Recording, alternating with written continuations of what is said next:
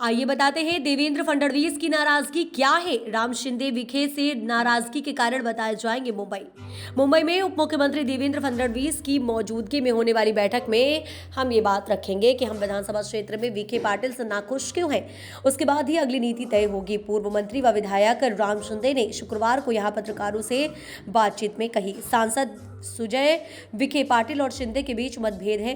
पिछले हफ्ते बीजेपी की बैठक में विखे ने कहा था, हमने किसी को ठेस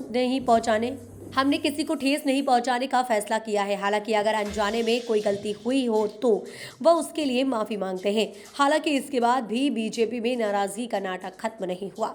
इस बारे में अभिवादन संस्कृति का हिस्सा है। नीलेश लंका द्वारा आयोजित महानाट्य कार्यक्रम में शामिल होकर अपने शरद पवार से मिलकर लंका की है कामना की है। इस बारे में पत्रकारों को चिढ़ाते हुए शिंदे ने कहा, लंके हैं हम अभी भी। महागठबंधन में किसी का अभिवादन करना हमारी हिंदू संस्कृति का हिस्सा है। जब पत्रकारों ने शिंदे को चिढ़ाया तो उन्होंने कहा कि उनके पास माफी मांगने का समय क्यों है, वे ये जानते हैं। इस माफीनामे के बाद पालक मंत्री राधाकृष्ण विखे पाटिल ने आपस में चर्चा की। समझा जाता है कि अब विखे फडणवीस से मिलेंगे और उन मुद्दों पर चर्चा करेंगे जो मैंने इस चर्चा में उठाए थे। मुझे अभी तक फडणवीस के साथ चर्चा के लिए वरिष्ठों से निमंत्रण नहीं मिला है। हालांकि हम उनसे चर्चा में हैं। चलिए श्रेष्ठी के सामने सारी बातें रखते हैं जो भी होंगी इस बैठक में होंगी।